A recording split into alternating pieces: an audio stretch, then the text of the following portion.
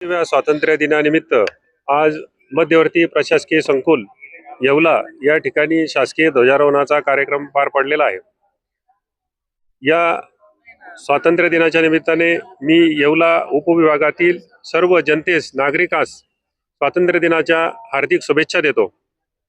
या प्रशासकीय संकुलामध्ये आत्मा मलिक येथील शाळेच्या विद्यार्थ्यांनी NCCचे अतिशय उत्कृष्ट संचलन या ठिकाणी केलेले आहे। त्याचबरोबर जी सखोल पुनरीक्षण मोहीम झाली आहे त्या मोहिमेमध्ये उत्कृष्ट कामगिरी केलेले आमचे शिक्षक बांधव आहेत, त्याचबरोबर पर्यवेक्षक आहेत, यांचा देखील सन्मान या ठिकाणी करण्यात आलेला आहे।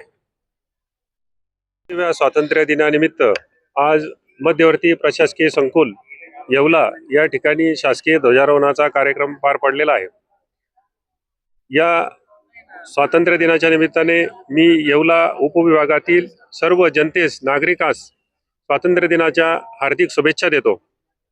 या प्रशासकीय संकुलामध्ये आत्मा मलिक येथील शाळेच्या विद्यार्थ्यांनी NCCचे अतिशय उत्कृष्ट संचलन या ठिकाणी केलेले आहे। त्याचबरोबर जी सखोल पुनरीक्षण मोहीम झाली आहे त्या मोहिमेमध्ये उत्कृष्ट कामगिरी केलेले आमचे शिक्षक बांधव आहेत, त्याचबरोबर पर्यवेक्षक आहेत, यांचा देखील सन्मान या ठिकाणी करण्यात आलेला आहे।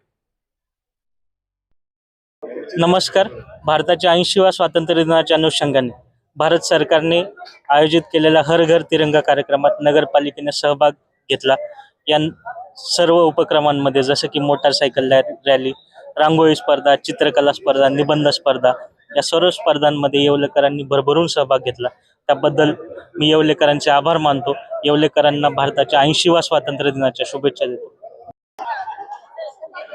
स्वातंत्र्य दिनाच्या येवला नगर परिषदेच्या प्रांगणात ध्वजारोहण करण्यात आला व विद्युत रोषणाई करण्यात आली। तसेच येवल्यातील सर्व ज्येष्ठ नागरिक आले असतील, सर्व नगरसेवक कर्मचारी येऊन सर्वांनी झेंड्याला मानवंदना दिल्या।